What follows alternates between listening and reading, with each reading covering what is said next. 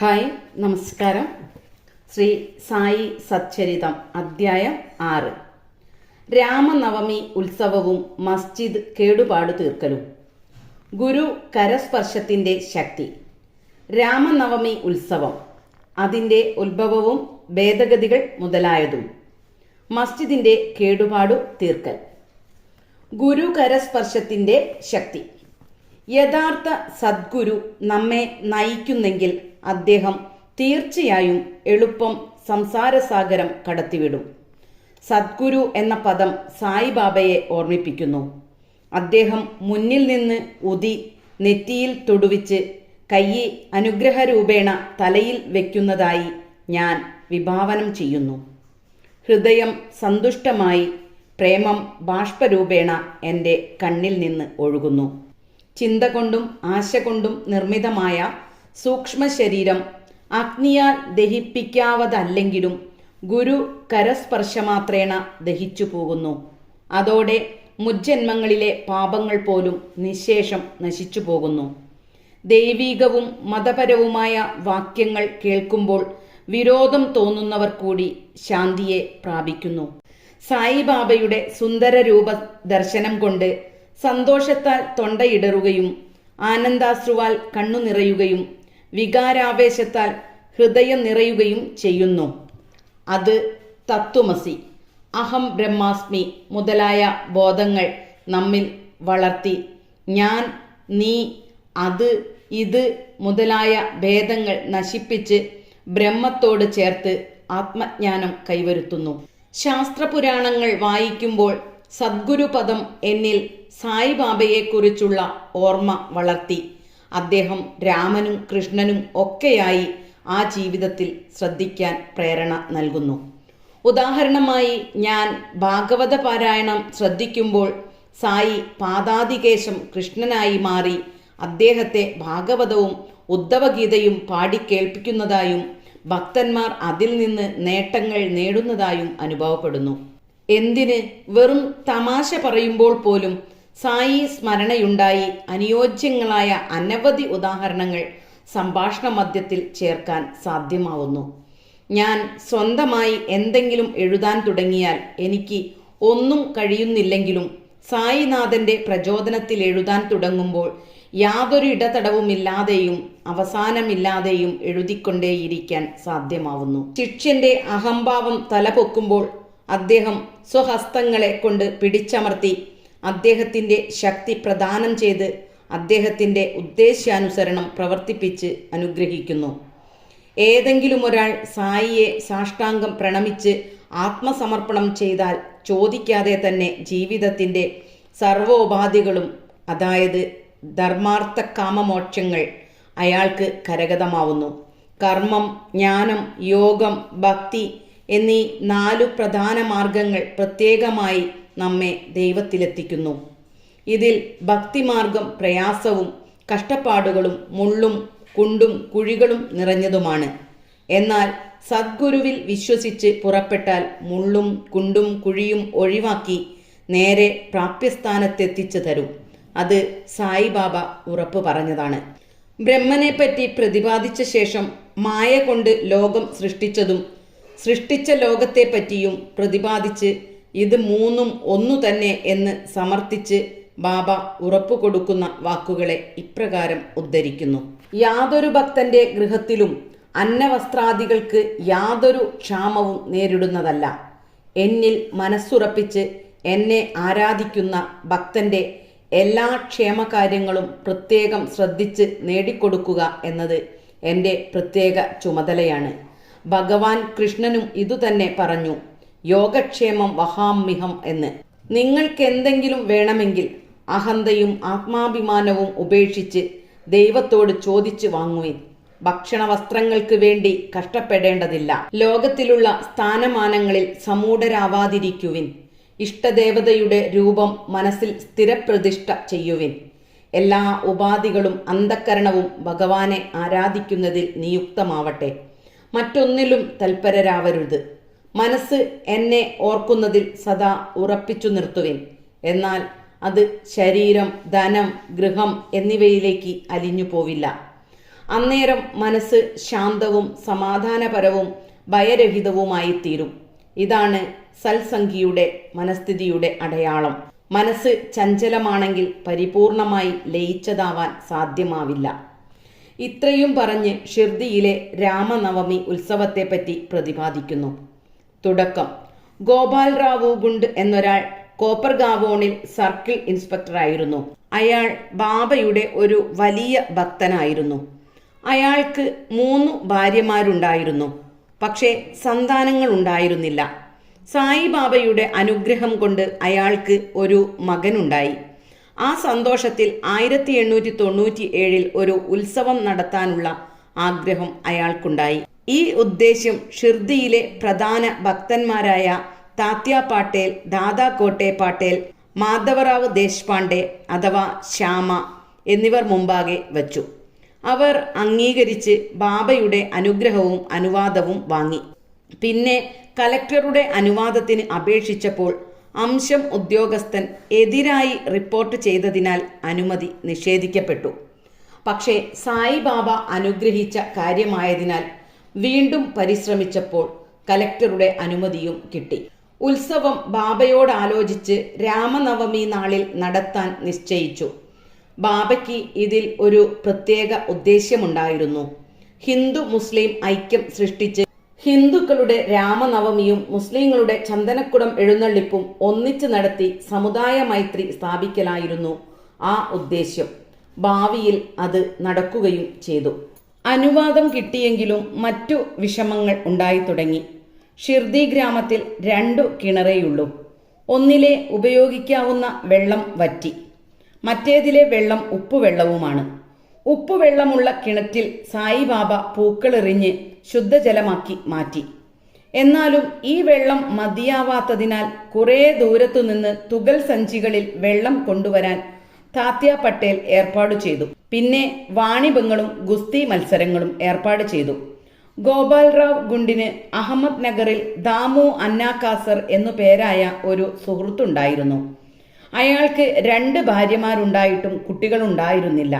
അയാൾക്കും ബാബയുടെ അനുഗ്രഹത്താൽ പുത്രന്മാർ ഉണ്ടായതിനാൽ ഗുണ്ട് അയാളോട് എഴുന്നള്ളിപ്പിന് ഒരു കൊടിക്കൂറ അയക്കാൻ ആവശ്യപ്പെട്ടു. കൂടാതെ നാനാ സാഹേബ് നിമോങ്കാറും ചിത്രവേല ചെയ്ത കൊടിക്കൂറ അയച്ചു. ഈ 2 കൊടിക്കൂറകളും എഴുന്നള്ളിച്ച് ഗ്രാമം ചുറ്റിത്തിരിച്ച് വന്ന് ദ്വാരകാമായി മസ്ജിദിന്റെ 2 ഭാഗത്തായി സ്ഥാപിച്ചു. ഈ ചടങ്ങ് അതേപോലെ ഇപ്പോഴും നടത്തിവരുന്നു. ചന്ദനക്കുടം വരവ്. ഈ ഉത്സവത്തിന് മറ്റൊരു വരവും കൂടി തുടങ്ങിവച്ചു. ഇത് അമിർഷക്കാർ ദലാൽ എന്ന ഒരു മുഹമ്മദൻ ഭക്തന്റെ ഉത്സാഹത്താലാണ് തുടങ്ങിയത്. ഇത് വലിയ മുസ്ലിം സിദ്ധന്മാരെ ബഹുമാനിക്കാനുള്ള ഉത്സവമാണ്. താലങ്ങളിൽ ചന്ദനമരച്ചതും ചന്ദനപ്പൊടിയും ഇട്ട് ധൂപവും ചന്ദനത്തിരികളും കത്തിച്ച് മുന്നിൽ പിടിച്ച് വാദ്യാഘോഷങ്ങളോടുകൂടി ഗ്രാമത്തിൽ എഴുന്നള്ളിപ്പായി മസ്ജിദിൽ വന്ന് ചന്ദനം വേപ്പുമരത്തിന്മേലും ചുമരിന്മേലും കൈകൊണ്ട് വാരി പൂശുന്നതാണ് ഈ ഉത്സവ ചടങ്ങ്. ആദ്യം 3 കൊല്ലം അമീർഷക്കാർ ഇതിന് മേൽനോട്ടം നടത്തി. പിന്നീട് അയാളുടെ ഭാര്യയാണ് നടത്തിയത്. ഒരേ ദിവസം ഒരേ സമയം ഹിന്ദുക്കളുടെ കൊടികയറ്റവും മുസ്ലിങ്ങളുടെ ചന്ദന എഴുന്നള്ളിപ്പും യാതൊരു കുഴപ്പവും കൂടാതെ ഇന്നും നടന്നുവരുന്നു. ഏർപ്പാടുകൾ.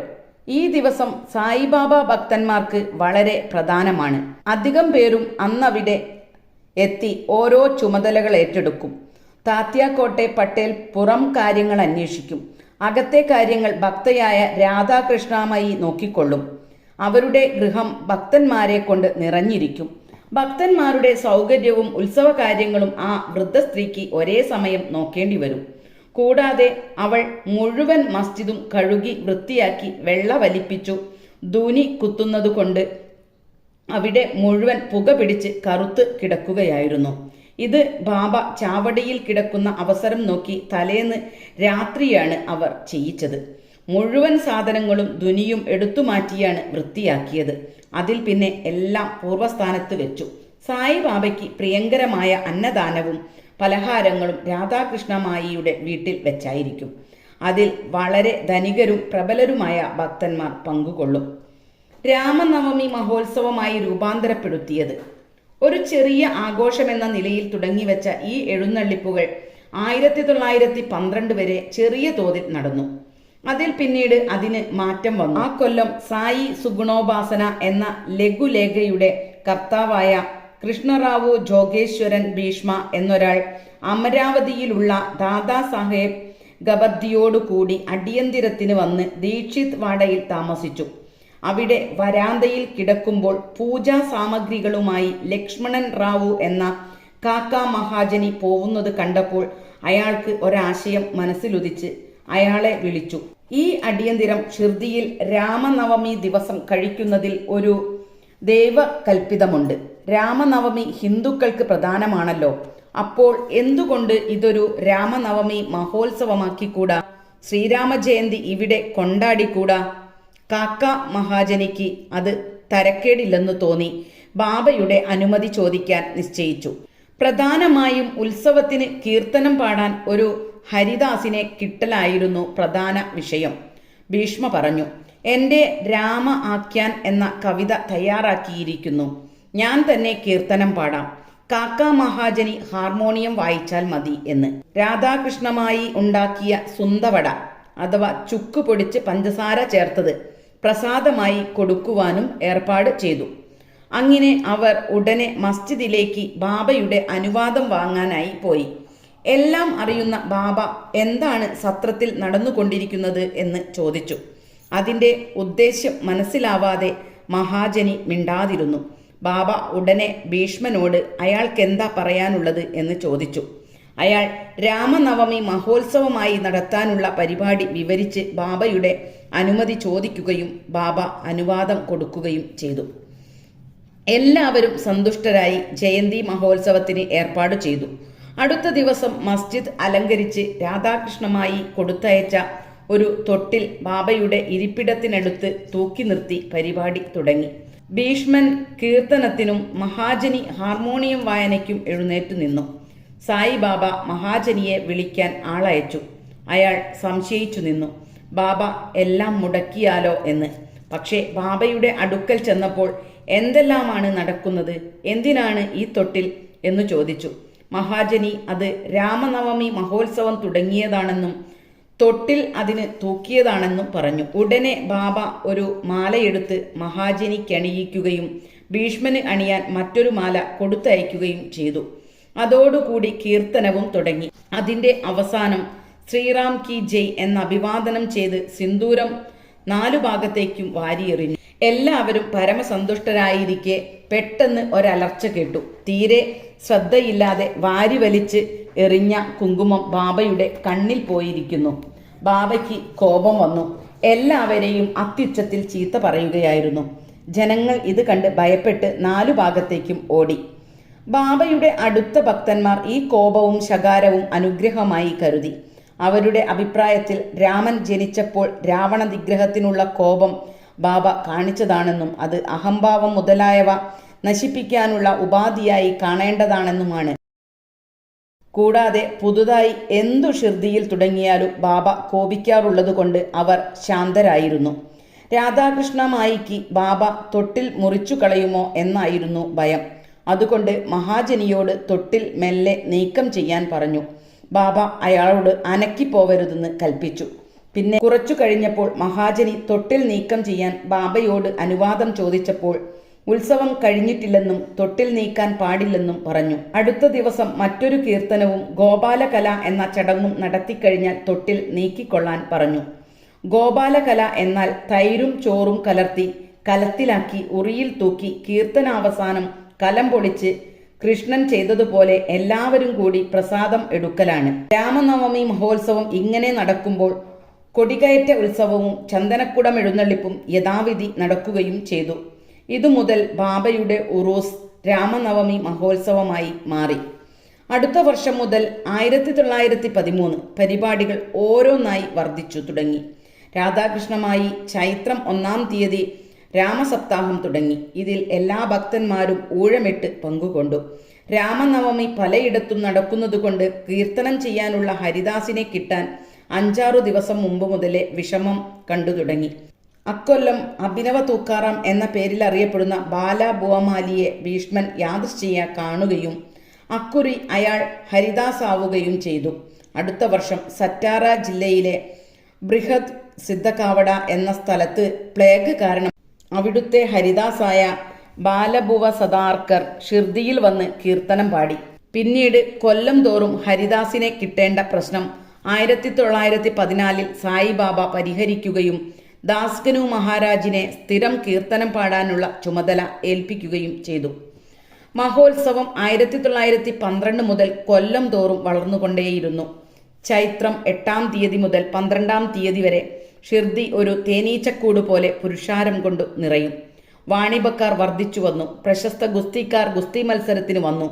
അന്നദാനം ഗംഭീരമായി നടക്കാൻ തുടങ്ങി. രാധാകൃഷ്ണമായിയുടെ അധ്വാനം കൊണ്ട് ഷിർദി ഒരു സംസ്ഥാനം പോലെ ആയി മാറി. ചടങ്ങുകൾ വർദ്ധിച്ചു. നല്ല ഒരു കുതിര, രഥം, പലതരം വെള്ളിപ്പാത്രങ്ങൾ, ചെമ്പുകൾ, ബക്കറ്റുകൾ, പടങ്ങൾ, കണ്ണാടി മുതലായി പലതും സംഭാവനയായി വന്നു. ആന എഴുന്നള്ളിപ്പും തുടങ്ങി. ഈ വക ചടങ്ങുകളും സാമഗ്രികളും വർദ്ധിച്ചിട്ടും സായിബാബ ഇതെല്ലാം അവഗണിച്ചു. സാധാരണ പോലെ യാതൊരു പതർച്ചയുമില്ലാതെ ഇരുന്നു. ഇതിനെല്ലാം ഹിന്ദുക്കളും മുസ്ലിങ്ങളും തോളോട് തോൾ ചേർന്ന് അധ്വാനിക്കുകയും യാതൊരു കലഹങ്ങളും കൂടാതെ കാര്യങ്ങൾ ഭംഗിയായി നടത്തുകയും ചെയ്തു. ആദ്യം 5000 മുതൽ 7000 വരെ ആളുകൾ വന്നിരുന്നത് 75,000 വരെ വർദ്ധിച്ചു. എന്നാലും വല്ല പകർച്ചവ്യാധിയോ കലാപമോ ഒരിക്കലും ഉണ്ടായില്ല. മസ്ജിദിന്റെ അറ്റകുറ്റപ്പണികൾ. ഗോപാൽകുണ്ടിന് മറ്റൊരു ആദർശം കൂടിയുണ്ടായി. ഉത്സവം തുടങ്ങിവെച്ച പോലെ മസ്ജിദിന്റെയും കേടു തീർക്കണമെന്നായിരുന്നു അത്. അതിനുവേണ്ട കല്ലു വാങ്ങി ചെത്തി വെപ്പിച്ചു. പക്ഷേ ഈ ജോലി അയാൾക്ക് നിശ്ചയിച്ചതായിരുന്നില്ല. ഇത് നാനാ സാഹേബ് ചന്ദോർക്കറിൽ നിന്നും നിലംപണി കാക്കാ സാഹേബ് ദീക്ഷിത്തിനും നിയോഗിച്ചതായിരുന്നു. ആദ്യം ബാബ യാതൊന്നിനും സമ്മതിച്ചില്ലെങ്കിലും മാലാസപതി ഇടപെട്ട് ഒരുമാതിരി സമ്മതിപ്പിച്ചു. നിലംപണി കഴിഞ്ഞപ്പോൾ ഒരു രാത്രി സാധാരണ ചാക്കു കഷ്ണം ഉപേക്ഷിച്ച് ബാബ ഒരു ചെറിയ ആസനത്തിൽ ഇരുന്നു. 1911 മുറ്റം വിശാലമായി. കുറെ പണവും അധ്വാനവും ചിലവും ചെയ്ത് നന്നാക്കി. മസ്ജിദിന്റെ മുന്നിലെ തുറന്ന സ്ഥലം വളരെ ചെറുതായിരുന്നു. കാക്കാ സാഹേബ് ദീക്ഷിതിന് അവിടെ ഒരു മേൽപ്പുരയുണ്ടാക്കണമെന്ന് തോന്നി. വലിയ സംഖ്യ ചെലവാക്കി. ഇരുമ്പു തുലാങ്ങളും മറ്റും വരുത്തി പണി തുടങ്ങി. രാത്രി എല്ലാ ഭക്തന്മാരും അശ്രാന്ത പരിശ്രമം ചെയ്ത് പണിയെടുത്തു. തൂണുകളും മറ്റും നാട്ടു. പക്ഷെ രാവിലെ ബാബ ചാവടിയിൽ നിന്നും എത്തിയാൽ അവയെല്ലാം പുഴക്കി വലിച്ചെറിയും. ഒരിക്കൽ ബാബ കോപിച്ച് ഒരു തൂണ് ഒരു കൈകൊണ്ട് പിടിച്ച് കുലുക്കി കുലുക്കി പുഴക്കാൻ തുടങ്ങുകയും മറ്റേ കൈകൊണ്ട് താത്യ പട്ടേലിന്റെ കഴുത്തിൽ പിടിച്ച് അമർത്തുകയും ചെയ്തു. അങ്ങനെ ബലമായി താത്യയുടെ തലക്കെട്ട് തട്ടിയെടുത്ത് തീപ്പെട്ടിയുരച്ച് കത്തിച്ച് ഒരു കുഴിയിലിട്ടു. അന്നേരം ബാബയുടെ കണ്ണുകൾ തീക്കട്ട പോലെ മിന്നിയിരുന്നു. ഒരാൾക്കും മുഖത്തു നോക്കാൻ ധൈര്യം വന്നില്ല. എല്ലാവരും അത്യധികം ഭയപ്പെട്ടിരുന്നു. താത്യയ്ക്ക് എന്തു പറ്റുമെന്ന് ആർക്കും പറയാൻ കഴിഞ്ഞില്ല. ബാബ പോക്കറ്റിൽ നിന്ന് ഒരു ഉറുപ്പിക എടുത്ത് അവിടെ ഒരു കാണിക്ക പോലെ വലിച്ചെറിഞ്ഞു. താത്യയ്ക്ക് ഭയങ്കരമായി പേടി തോന്നി. ആർക്കും ഇടപെടാൻ ധൈര്യം വന്നില്ല. ഒടുവിൽ ബാഗോ ജോഷിന്റെ എന്ന കുഷ്ഠരോഗിയായ ബാബ ഭക്തൻ മുന്നോട്ടു ചെല്ലാൻ നോക്കിയപ്പോൾ ബാബ തള്ളി പുറത്താക്കി. ഇഷ്ടിക കഷ്ണങ്ങൾ കൊണ്ട് എറിഞ്ഞു. ഇടപെടാൻ ആര് പോയാലും അവരെ ഇതുപോലെ ചെയ്തു. കുറച്ചു സമയം കഴിഞ്ഞ് ബാബയുടെ കോപം അടങ്ങി. അദ്ദേഹം ഒരു പീഡികക്കാരനെ വരുത്തി. നല്ല തുന്നൽ പണിയുള്ള തലപ്പാവ് വരുത്തി സ്വന്തം കൈകൊണ്ട് താത്യയുടെ തലയിൽ അയാളെ ബഹുമാനിക്കാനെന്ന പോലെ കെട്ടിക്കൊടുത്തു. ബാബയുടെ ഇത്തരം പെരുമാറ്റം കണ്ട് എല്ലാവരും അതിശയിച്ചു. എന്താണ് ബാബ കോപിച്ചത്? താത്യയുടെ കഴുത്തിൽ പിടിച്ചതെന്നും കോപം മാറി ഇങ്ങനെ പെരുമാറിയതെന്തെന്നും ആർക്കും മനസ്സിലായില്ല. ഇടയ്ക്കു ബാബ ശാന്തനായി മധുരമായി സംസാരിക്കും. പെട്ടെന്ന് കാരണമായോ അകാരണമായോ കോപിഷ്ഠനാകും. പല സംഭവങ്ങളും പറയാനുണ്ട്. ഏതാണ് പറയേണ്ടത്, ഏതാണ് വേണ്ടെന്ന് വെക്കേണ്ടത് എന്നെനിക്ക് നിശ്ചയമില്ല. അതുകൊണ്ട് ഓർമ്മ വരുന്നത് പറയാം. അടുത്ത അധ്യായത്തിൽ ബാബ ഹിന്ദുവോ മുഹമ്മദീയനോ എന്നതിനെപ്പറ്റിയും അദ്ദേഹത്തിൻ്റെ യോഗ സാധനകൾ, ശക്തികൾ തുടങ്ങിയ മറ്റു കാര്യങ്ങളെപ്പറ്റിയും പ്രതിപാദിക്കാം. ശ്രീ സായിയെ നമിക്കുവിൻ. ലോകശാന്തി ഭവിക്കട്ടെ.